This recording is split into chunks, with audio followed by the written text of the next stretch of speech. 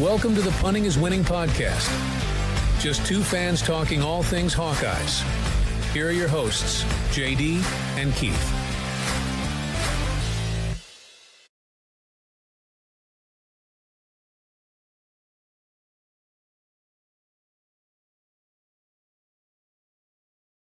Hawkeye fans, to another episode of Punting is Winning, the All-Island podcast. We are your hosts. He's JD. I'm Keith. Welcome back to another week in the life of Hawkeye sports. Boring as it may be. Yeah, not much going on right now. Yeah, slow. Yeah, very slow. It'll pick up here in the next few weeks, but yeah, you for get sure. a ramp up of football coming up, and then I think you're going to start seeing a little bit more basketball coverage as well. Especially on the men's side, because I think there's a lot of optimism and a lot of unknowns when it comes to that at this point. I'm excited for that basketball season to come too, but I'm equally as excited for football, but because that's the main sport in this house anyway. That's our breadwinner. Yeah. Yep. As you would put it in terms, it's the head of household, so to speak. So, well, let's cover the question of the week last week, asking about Kirk Ferentz and the Hall of Fame eligibility, what your thoughts are. Do you think he'll retire at the end of the year? Do you think he'll finish out his contract? What do you think the future holds now that the requirements have been lowered by 0.5%? Kirk Ferentz is currently eligible at this point. Probably will be able to maintain it at the end of the year, provided they don't have a completely disastrous year. Yeah, 5-7 drops him below. We talked about this last week, so he's going to need to maintain a 6-6 record this year to maintain eligibility for the College Football Hall of Fame. I think he easily gets the Big Ten wins leader. He may want to stick around for another year or two or three, or he may finish out his contract. We've gotten answers from people on all sides. It went from anywhere from he's going to retire before the season to he's going to retire at the end of the season till also we've had the answers of he'll retire in 29 when his contract is over. What do you think? It depends on the year. If he has a really bad year and he just maintains, let's say he has a 6-6 record and he just maintains the eligibility for the College Football Hall of Fame, he may say, I've gotten everything I want to do. I'm in. Let's don't tempt fate. And he may say, I want to step away and move off into whatever his next endeavors are, retirement, or he may even analyst or try to do something inside of the university that's not head football coach. I'm not sure what his associate aspirations athletic are. Director, probably. Yeah, something. I don't know if he could play second fiddle to Beth Getz anyway, but we'll see. Maybe he may just retire and him and Mary can sit at home and eat cold pizza and watch Netflix. Get that thing back to going here.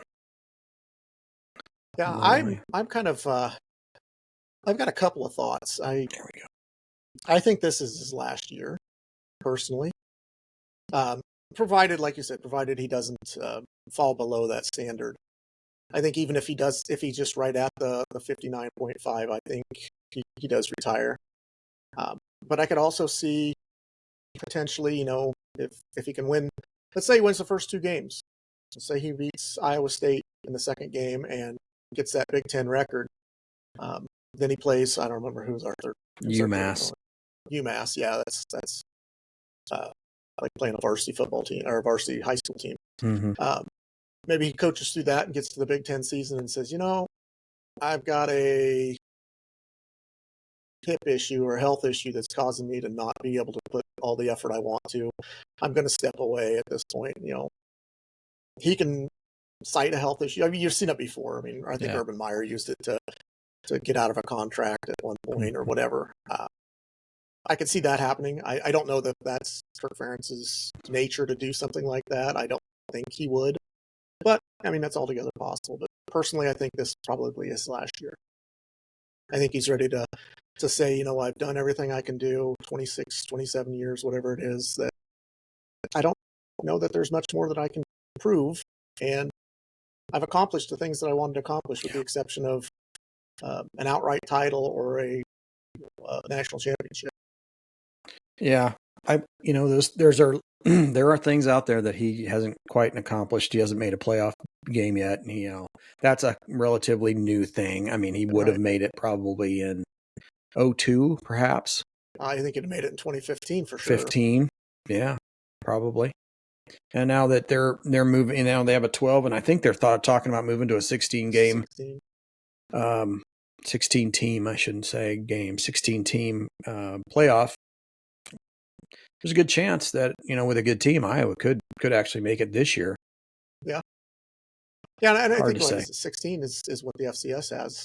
I certainly wouldn't think the RPI would hurt them as heavy as their schedule is this year, as far as playing teams that are at this point we think are pretty good on paper. On paper, yes. Yeah. So, we'll talk about that a little bit here towards the end. We've got a little fun little activity that we both did. I think is, again, it's just something fun to do, something to fill some time. But we'll talk about that. But first, let's talk a little bit about the recent news coming out that the House settlement. Yeah, the House. Read articles on that. Yeah. The 3 antitrust cases, I think, have been settled at this point. The NCAA has decided that there's going to be a $2.8 billion, B with a B, not with an M, $1 billion damages settlement for former and current players. Back to 2016, I believe. It back all the way back to 2016.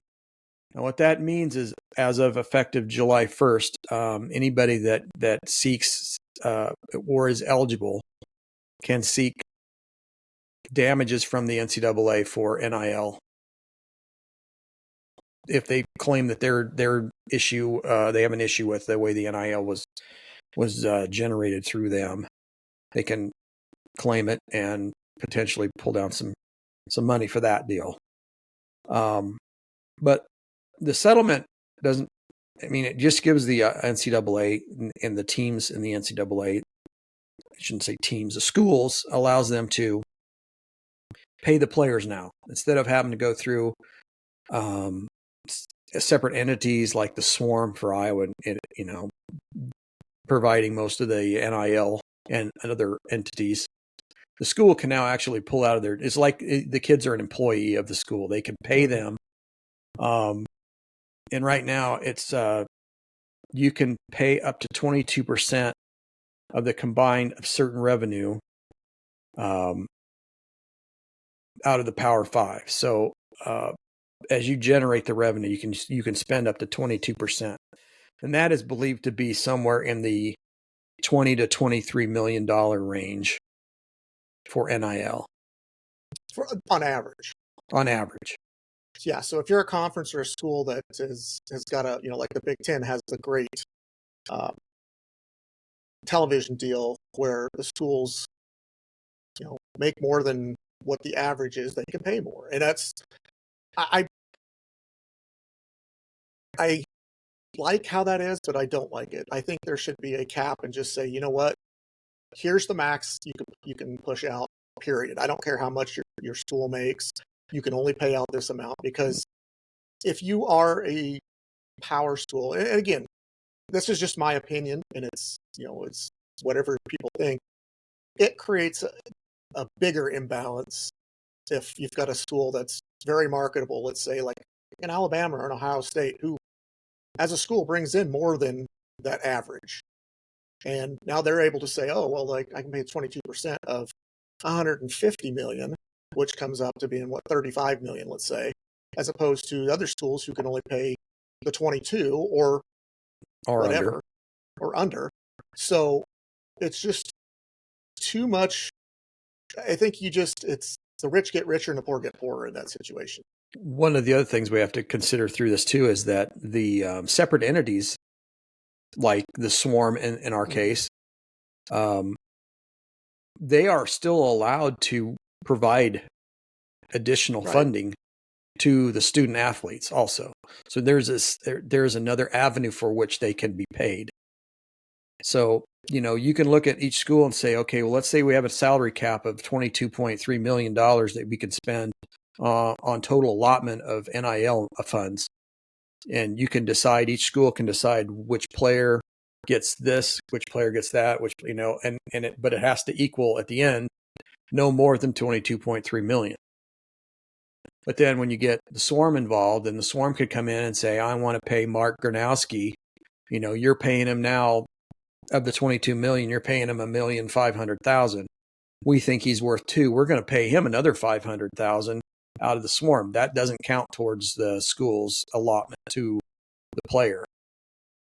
So, that's just another thing to think about, because then that opens it up for Ohio State and Alabama and some of the big blue bloods that have the big donors, the Texas Techs and the Texas A&Ms and all those guys, Arkansas. They can provide more than the Iowas or the Iowa States or the teams that the schools that don't have the huge donors. And I that's why I think there needs to be a cap in general. Period. I agree. And not just a here's a cap that the school can pay, and then the NIL can fund, or a separate entity can fund the rest, or whatever. I think it's a matter of, here's the amount of money you have to spend. Period. Yeah. Throughout all school or all athletic programs, figure it out. Pay them however you want. If you want to pay your star quarterback $10 million, go for it. That means you only have $12 million to pay everybody else, so your other sports can suffer. Yeah. But I just think there's got to be some type of a cap that says, you cannot go over it. And if you do go over it, you lose. You lose, or you sanction a percentage of what you can pay. Okay, instead of having 22 million available, next 3 years you've only got 15 million. Or you have X amount of, I use the air quote scholarships, because scholarships kind of become irrelevant at this point. You lose certain privileges. You can't have, if there's 105 max on your football team, now you're at a 95 max. You lose 10 players. Or you could say because you broke that rule. Void from playoff. Or you can't play in the playoffs even if you have a perfect record. Yep. There's got to be some type of a penalty, and it's got to be severe enough that it makes a difference. It can't just be, well, you pay, you went $5 million over, so we're going to say that person has to pay, your school has to pay back $5 million. Well, they're going to do that in a heartbeat and say, I don't care. That's a $5 million penalty. I want a national championship because I don't care. Right. No, it's got to be something strict and harsh of, you lose X amount of dollars that you can pay out of your cap, or you are no longer eligible for a national championship for the next 3 years, or however many, that would if be you like go over by 10 million, death. you lose it for 10 years. Let's say, every $1 million you go over, you lose a year. Yeah, I'm just, and that's harsh and that's extreme, but it's got to be a penalty worth applying to them, that it will actually affect them in a way that they say, yeah, I don't think I want to break this rule. It has to be enforced. If you think about that, if you were to say that you are no longer eligible for playoffs for the next 3 years, what kid would want to go there? Yeah. I mean, knowing full well that you're never going to get a chance to play for the national title. That would be a kiss of death. Unless that kid's promised, hey, I'm going to make X amount of millions of dollars, and I really don't care if I make a national championship. I guess it's all in how competitive are they, and what are their goals, I guess. Yeah, because a lot of recruits, their goal probably isn't a national champion. There was a kid that committed to Rutgers that Iowa was looking at this week, and clearly he's not considering a national championship if he's going to Rutgers. Right. Well, I think somebody sold him a bill of goods, apparently, that he may be, a little gullible, maybe. Well, and hard to say. I think there was another article that you and I talked about.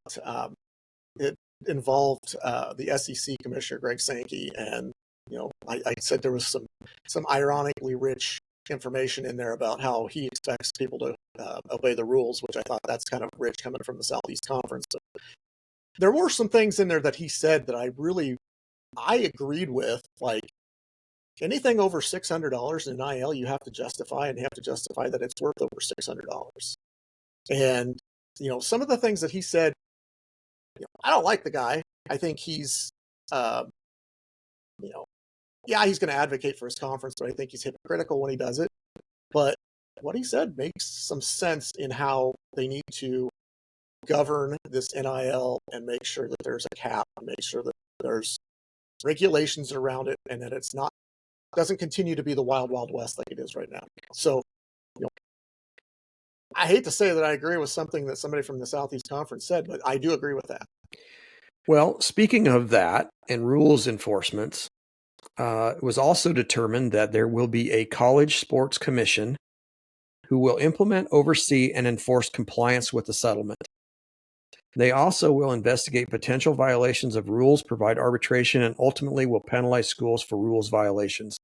So now we do at least have a sheriff in the room that can stand in the corner and slap hands if need be. The thing of it is it going to be an independent entity, or is it going to be provided by the NCAA? I think it's an NCAA thing. Then it's, Alabama broke the rules, so South Alabama pays for it. That's the way it's always been. That's the mantra that has happened over the course of however many years we've been alive. Kansas breaks a rule and Emporia State pays the price. Well, I think right now the way the country's leaning is, I think that corruption is starting to be looked upon as before it was just kind of blind eye, we accept it, it's fine. I think now things are starting to come to a head, and I don't think if the government's going to be called on corruption, I think that the NCAA would be called on corruption, and I think it would there needs to be, just like any other, you break the rules, you pay the price, period, end of story. There's no preferential treatment. There's no turning a blind eye because this school brings in more money than this school. It's got to be 100% fair, honest, and equal in every fashion possible. Personally, I think, and that's probably never going to happen. NCAA's been run like the mafia runs it. It's backroom deals of, oh yeah, you broke the rules, but if you pay me X amount of dollars, I won't enforce them on you. Well, sure. I don't have to vacate a national championship.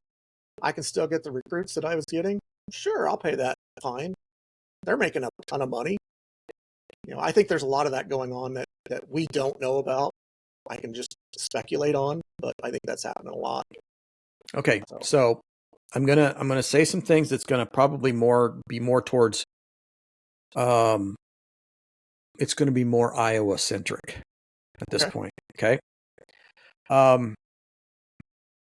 The settlement eliminates the current team-by-team scholarship limits, because we talked about, earlier in the year, they talked about putting 85 scholarships or eliminating the 85 scholarship and making it 105, I think it was, wasn't it? 105 roster limit, yes. Roster limit, but I think you had to give scholarships for all of those, or you supposed to. Okay, roster limit 105, scholarships however many you want to give.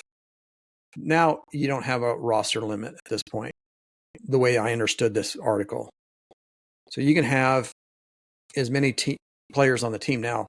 I think there may be a ruling coming down on the maximum amount, but it just basically took what we thought we were going to go through this next season with and threw it out the window.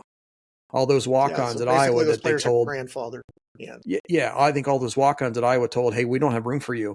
You actually do now have room because of this settlement. And because of the ruling that they came down with the settlement. Now, here's something that's Iowa related. Iowa now will have what's called a flight fund. And this is a donor charitable contribution type of thing where the donors can contribute to the school for the students. So this is going to be a competitor to the Swarm. This may actually put the Swarm out of business is what I'm kind of thinking. Because people can now send their money to the University of Iowa, and the University of Iowa, instead of putting it into a general fund, they can now say, okay, this is a flight fund. We can put it towards, if you write a check out for $100 and send it to them, they'll send you a tax deductible receipt, and you can write down on their men's basketball. And they're supposed to honor that. And it's supposed to go towards the NIL of the men's basketball, above and beyond the settlement. Okay, so Iowa has now hired, and this is relatively new, I'm sure a lot of people probably don't know this, but they have hired Scott Pioli, a former general manager, I believe, of the New England Patriots. They have hired him to oversee all of that and all of the settlement and funding and how it's all getting divvied out. And Basically, so that he's he's the Iowa general compliant. manager. Yes, he needs to make sure that he's compliant with all the rules that are set forth by this settlement. That to me is huge because, before your only option were just to send your money into a donation and they could use it for literally anything. They could put up a new building for the sciences. They could put up a new building. But now you can at least say, my donation, I want to go to men's football or football, I guess would be men's regardless, but, or baseball or whatever sport you feel like you want to send to and contribute to and support with your money. Then they're supposed to be able to say, okay, each one has their own fund. That's why it's called a flight fund. Something new. I'm indifferent about that at this point. I okay with university paying the NIL. I think that's fine. Mm-hmm.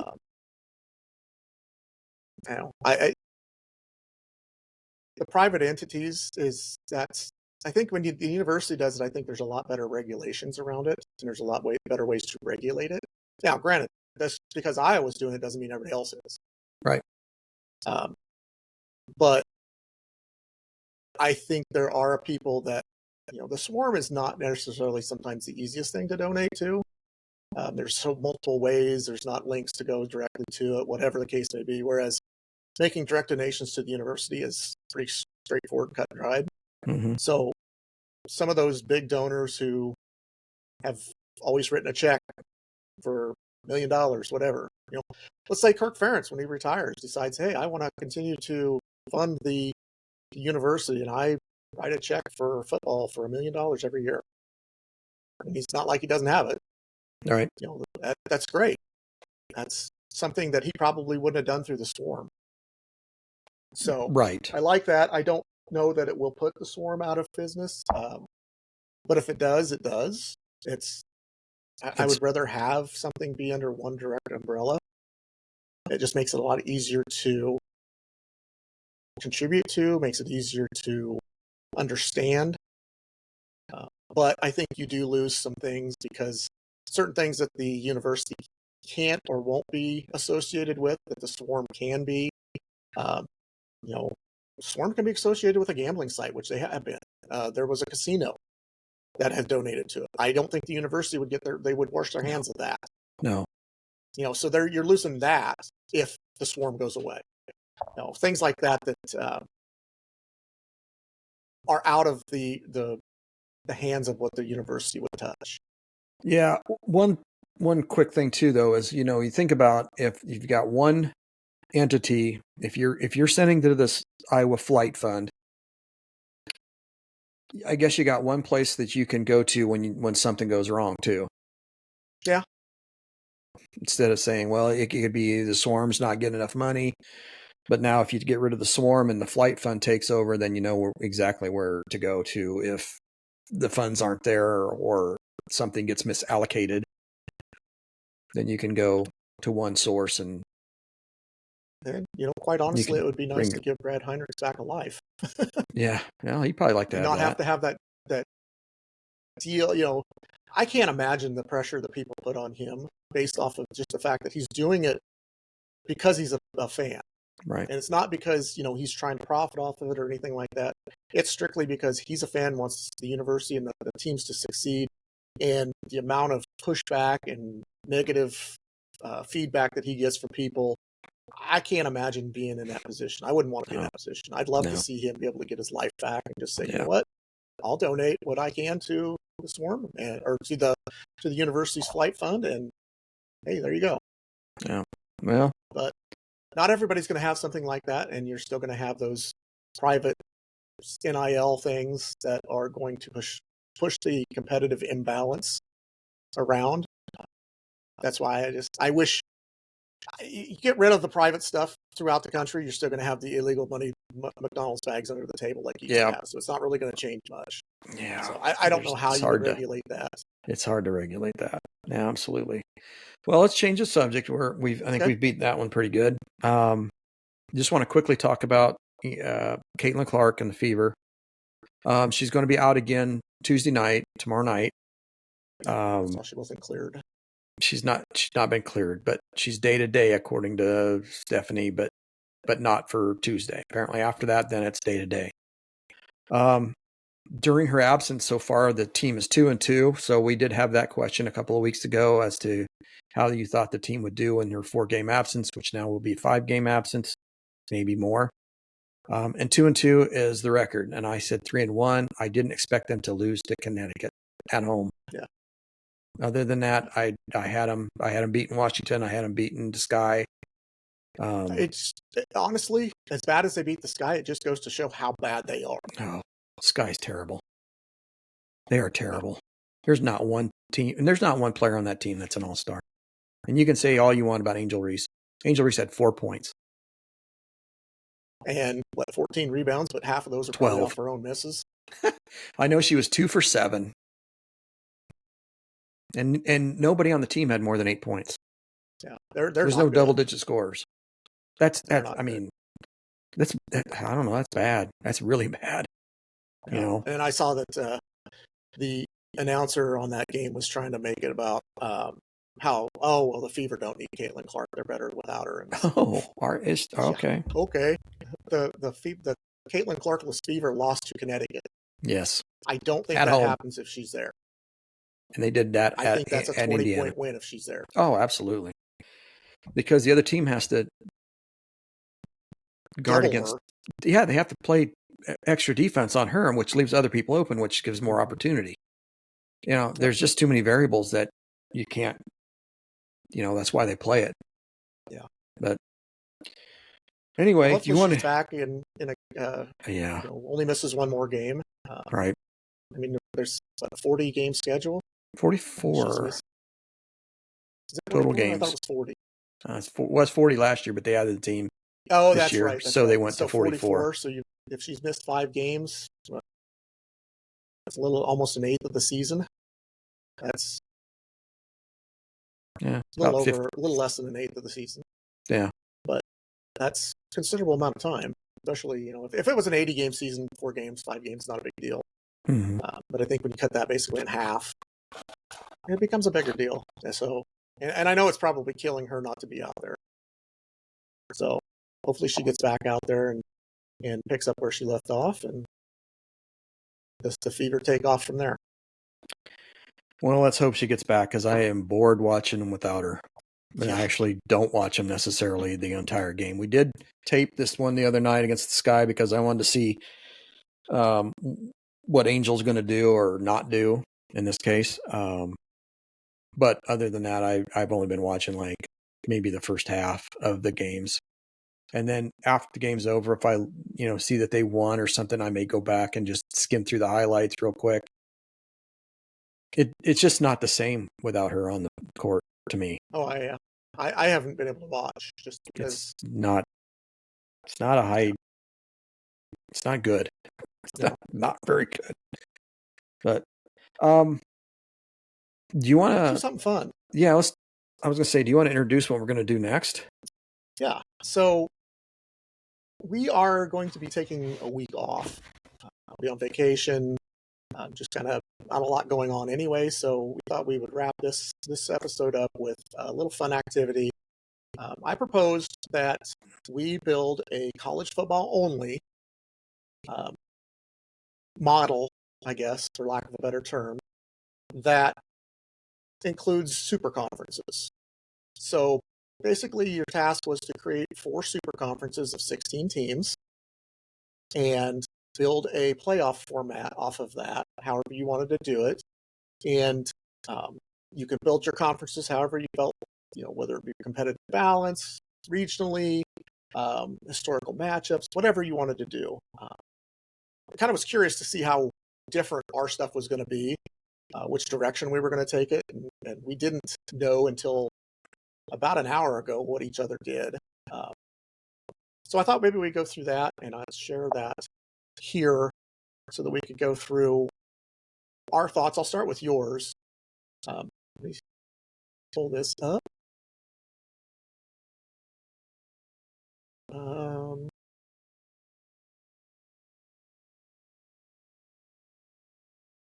All right, so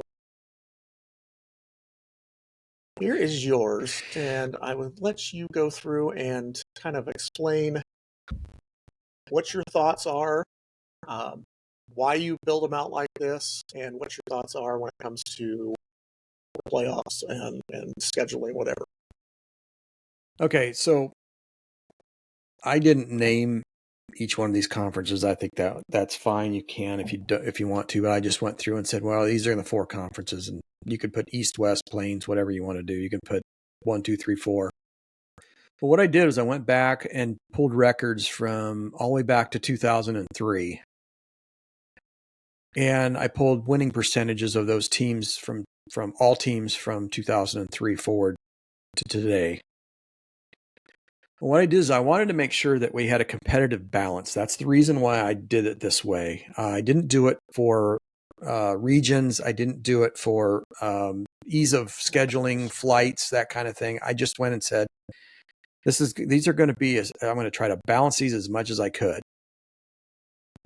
So I put them in alphabetical order as each one of the 4 columns, because I didn't want to have like the blue bloods all at the top, and then, everybody would say, oh, you got Georgia, blah, blah, blah, and on down the line. So take a look at these and see if these aren't as competitive across the board.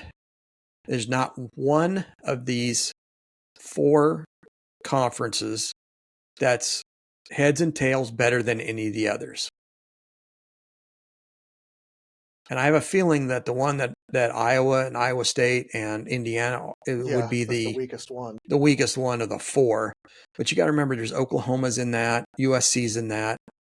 And if you look at the records Florida, from 2000 up to 2003, from forward, Oklahoma's had very, very good, a very good record. And so has USC. And that's why they are where they are. Florida's pretty perennial, and Utah's a pretty good team. Yeah.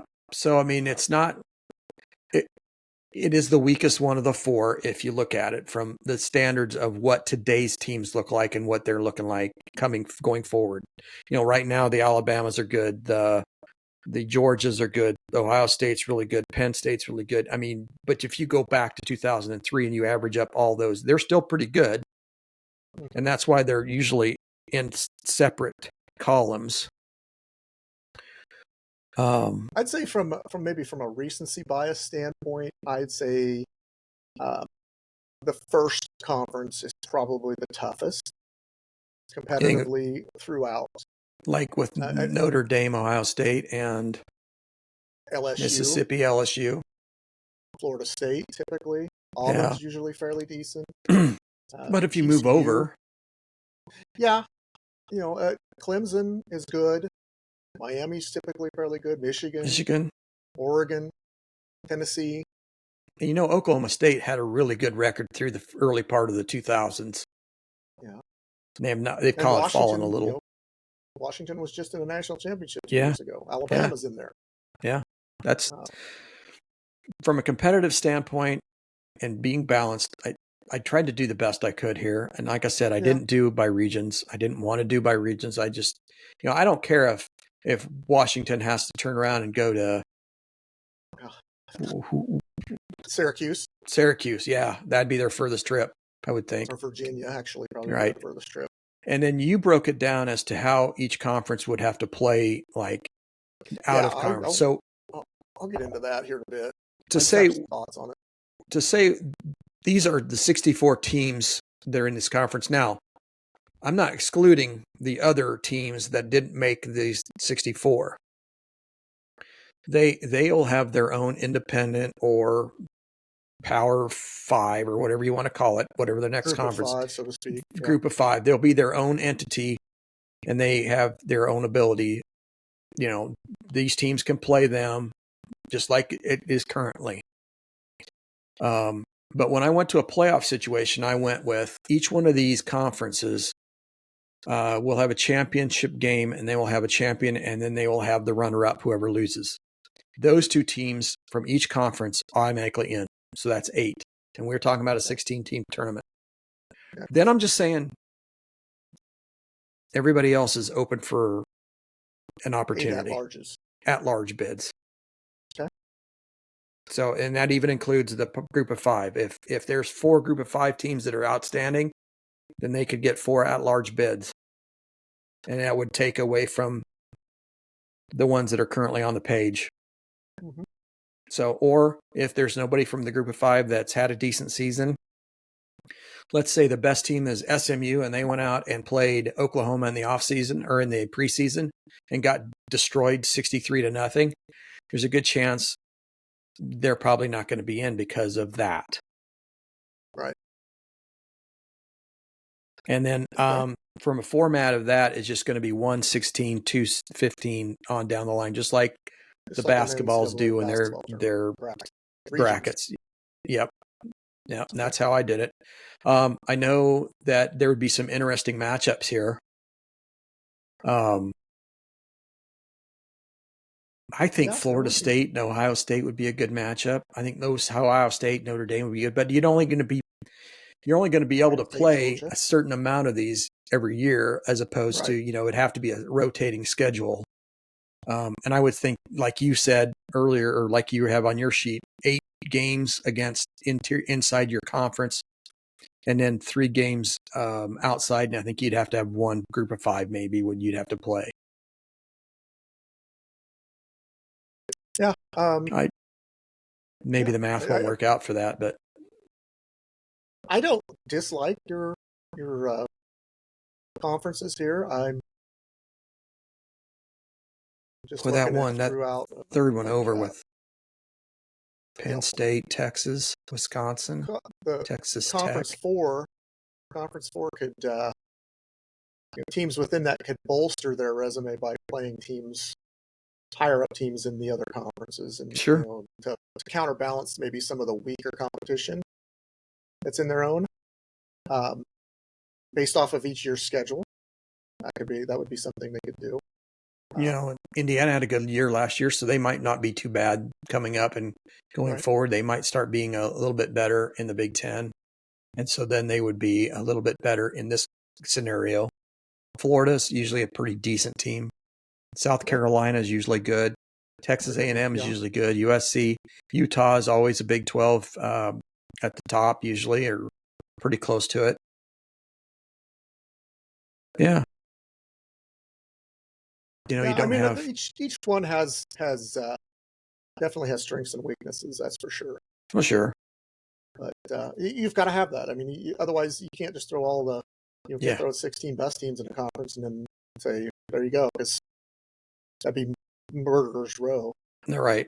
Yeah, you can't have Ohio State playing Oregon, and then next week Ohio State's playing Alabama, and the next week Ohio State's playing Penn State, and the next week they're playing Georgia. You can't have them doing that, and then Georgia playing Alabama, and it'd just be murderer's row. It'd be everybody in that conference would probably end up with a 4-4 record, just because of the gauntlet they would have to go through. It would give some. It would give up for some other teams to have a chance to win a championship. And it'd be a lot of fun to watch, wouldn't it? Oh yeah. Yeah. But that's what I did. Switch over. You want to switch over to mine? Yeah, let's go over to yours. This will switch over. Yeah, let me stop sharing that, and I'll share my window, which is this one. Okay, so I did things a little different. You might want to expand that. It's hard to see. You might want to expand that. It's pretty hard to see.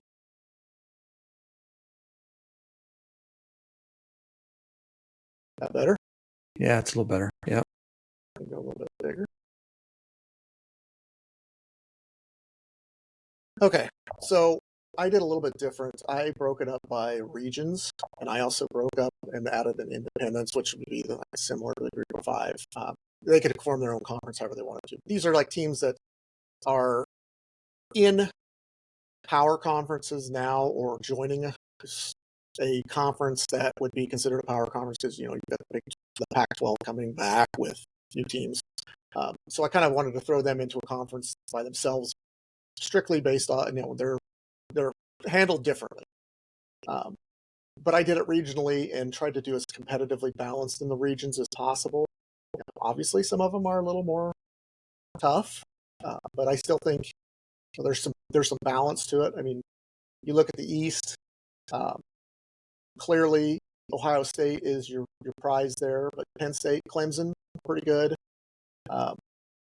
North Carolina has been decent lately. Virginia Tech typically is a better team. Pittsburgh's been a better team lately. So I think this might be a little top heavy, but it's regional. I did it for ease of travel, whatever. Sure. South or Southern Conference, kind of your SEC, ACC mix of Southern teams. I wanted the Florida teams all together in here. I didn't do it alphabetically. I just grabbed them by whatever. So I think this is probably the tougher of the four. With Alabama and Georgia, LSU. Yeah. But again, it's if you take recency into it, Florida State's not been that great outside the last that 1 year where they were good, and then they got kind of exposed in the postseason when they didn't make the playoffs. Half the team quit on them. Yeah. Then I go to the Plains Division, which is, again, not, kind of that, I don't want to say the weaker of the group divisions, but, Oklahoma State, you said, has been decent recently. Oklahoma's in here, Texas A&M, Michigan, typically Iowa, Wisconsin, Kansas State's typically pretty good too. So, I mean, this is probably the most balanced, as far as it's not top heavy at all. No. And then we go to the Western Conference, which is basically the old Pac-12 with a few of the Texas schools added in just because I didn't know where to put them. And basically, Texas A&M made the Plains because they were the furthest school east.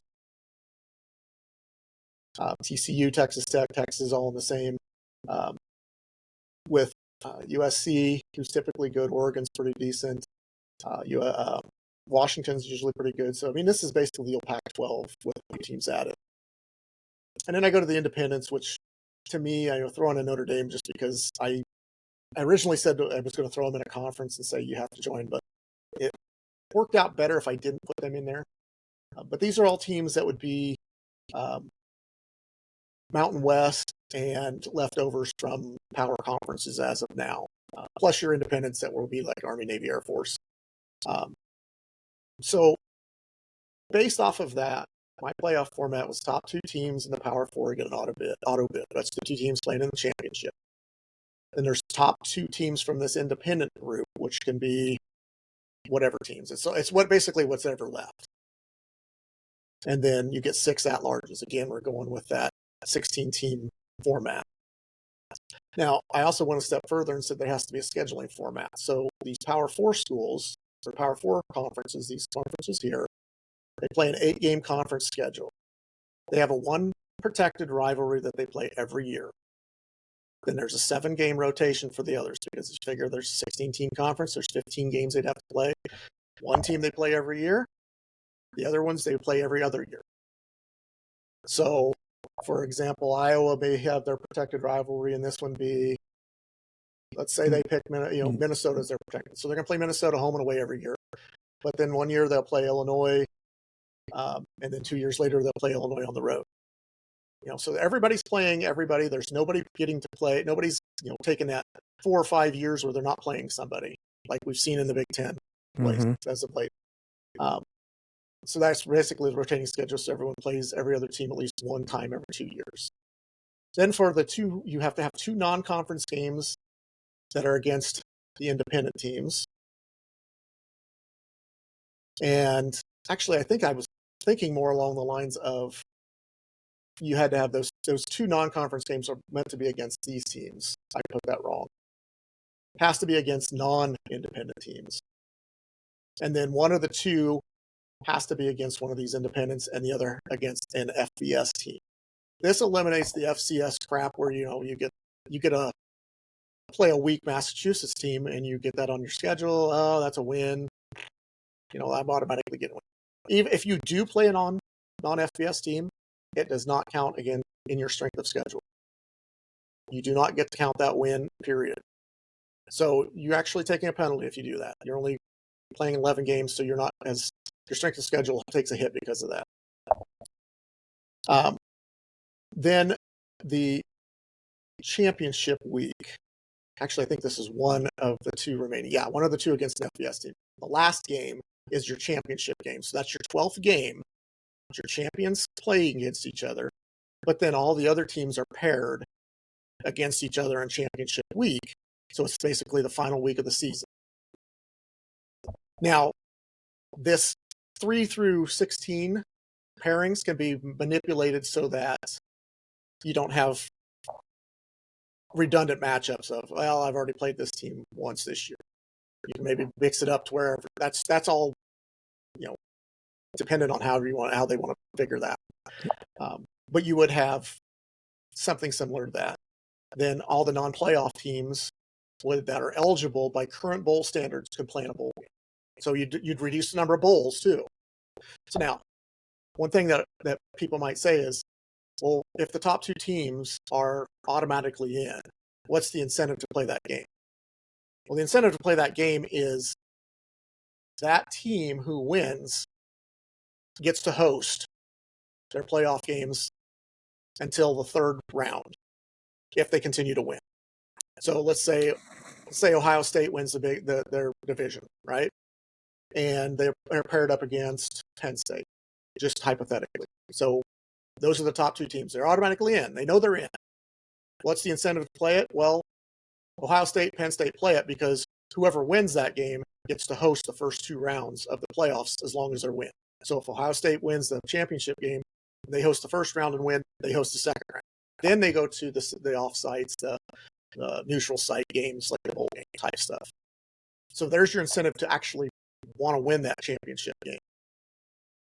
Also affects your seeding too, because you could be like, well, okay, if you go into that championship game and you win, or you get into the championship based off of numerical statistics that put you ahead of another team. Well, you lose that game and that other team wins their final game, they're ahead of you now. Even though you're automatically in, they could get in as an at-large and be a higher seed than you. So that's why it's kind of giving that incentive to play that championship game of, well, I've got to play it to win it. I don't want to just play it to play it because I have to. So kind of figuring out, that's kind of where I was thinking of, we could throw this in here. You could mandate specific ways that things are matched up so that you have to have X amount of games. So you kind of get rid of those, Iowa playing Albany and Iowa playing UMass. Those are games that nobody cares about. Nobody cares if Iowa plays Albany. And they sure don't help you at the end of the season when you're looking for something. If the FCS schools complain about it, okay, well, here's the solution. Jump up to the FBS level. Or play each other. Yeah, I mean, there's plenty of teams in the FCS level that they play each other. Not every FCS team plays an FBS team, period. A lot of them do just for the payout. And that's great for them. And you're going to lose that a little bit. But again, if you want those payouts, jump up to the next level and build yourself up. That's the way I look at it. I mean, again, this is all subject. It's never going to happen. This is just something fun to do. And I'm sure people will be like punching holes through this model right and left. And I'm sure there's tons of holes in it that I didn't think about. But it's something I thought would be fun to do, to say, yeah, I would mandate that these schools would play these, you got a protected rival and you have to play X amount of games against Power 4 conference teams. So basically you're playing 10 of your 12 games. Actually, you're playing 11 of your 12 games would be against Power 4 conference. Yeah. And your 12th game would be against one of the independents or non-power conference teams. Which, hey, maybe that's incentive for Notre Dame to want to join a conference. Oh, I don't think so, because at that point, if you're looking at adding two independents to your playoff if they stay in this independence, they're the cream of the crop. They'll just win that every time. They'll be in the playoff every year. They technically are anyway because they're not in a conference.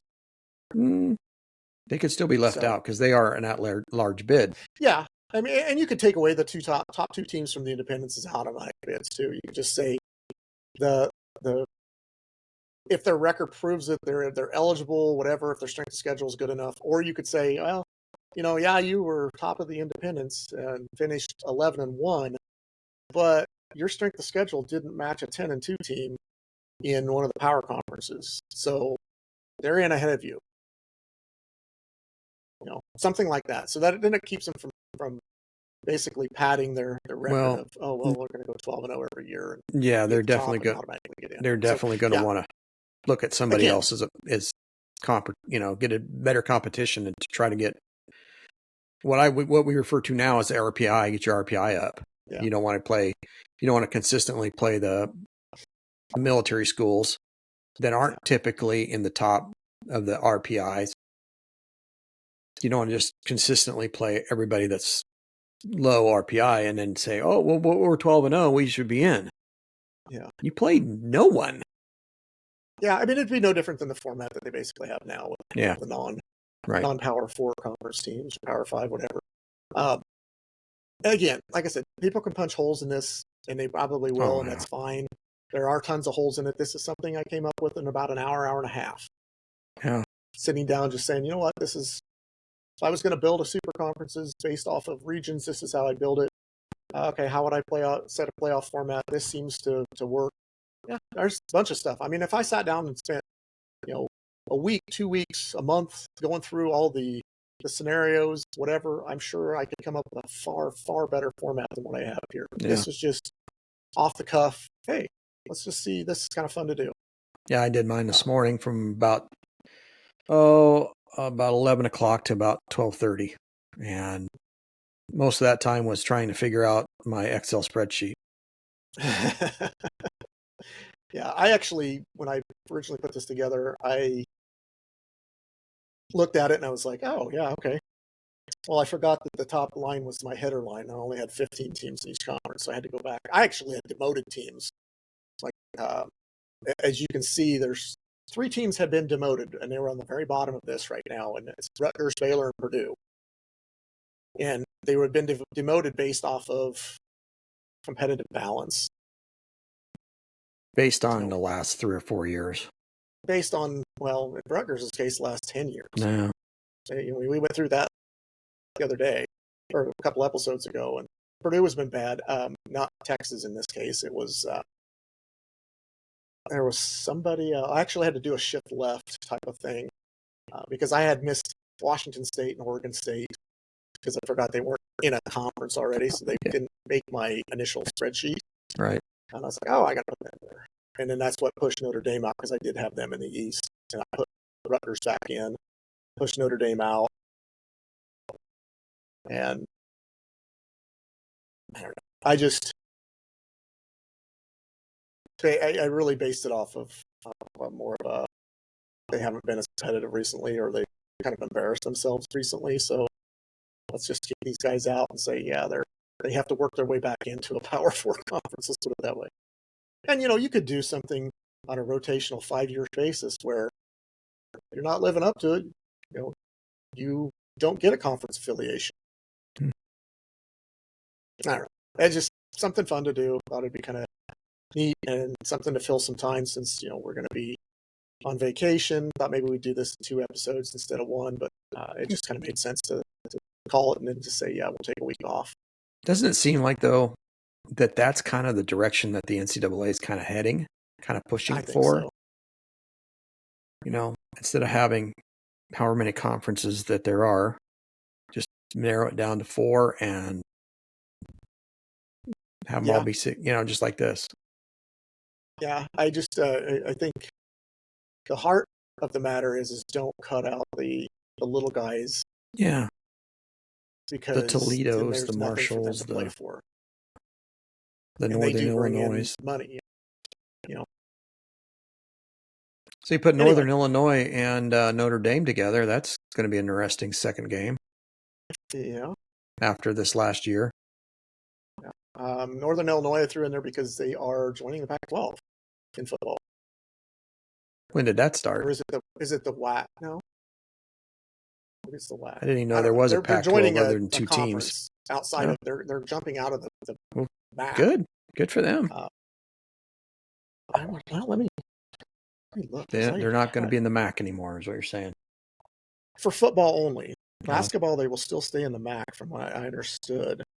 I'm looking at this. I'm thinking to myself, if these were basketball games or basketball teams,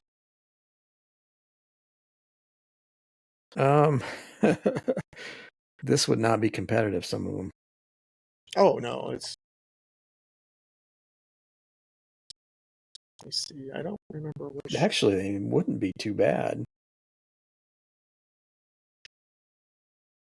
Well, anyway, the whatever I have it on, I got it on something where I had all the schools down, but I had it listed by conferences as well, so that I could see, what their current conference affiliation is, and it did list like Northern Illinois and other teams at Colorado State, Fresno State, Wyoming. I think are all joining the Pac-12 with Washington State and Oregon State, as well as Boise State, San Diego State. Maybe somebody can put that in the comments that they know which one Utah it is. State was another one. I think it was. I said that it should be known as the state conference, because I think every school outside of when Wyoming joined had state in their school name. So, but something fun to do. Just play around a little bit with it, and be interested to see what other people would come up with. And if you wanted to say, oh hey, I think this playoff format would be something interesting, drop that in the comments here. Let us know what your thoughts are. I mean, again, this is just my musings for about an hour and a half of what I thought would work. Again, I'm punching holes in it myself, so. Yeah, mine too. I'm looking at mine. I'm thinking, I could have done that better. But for the amount of time that I spent on it, it's probably fair. Well, anyway, that's enough of that. Let's wrap things up and call it a week. Like I said, we're taking next week off. I'll be on vacation. We'll come back on the 23rd. We'll have an episode on the 23rd, so we'll just basically miss the 16th. But yeah, just make sure that you give us comments, thumbs up, like, subscribe if you haven't subscribed already. Check us out on our social media sites. You know what they are. Check out our merchandise store if you want to help donate to the Swarm while it's still there. We'll donate all that stuff to it. If not, then we'll just we'll send it to the university however we want to. Yeah. But it's still there. So with that, enjoy the week, and summer's here. Some nice weather here. Summer's here. Get outside and enjoy it while it's still here. I'll enjoy my 85 degrees and sunny beach weather. So it's supposed to be that here in the next couple days. Won't be as humid there. So no, probably not. And the scenery will be a lot better, I think. Anyway, we'll round out a nice Go Hawks, and we'll get out of here for a week. Go Hawks. Right. Go Hawks.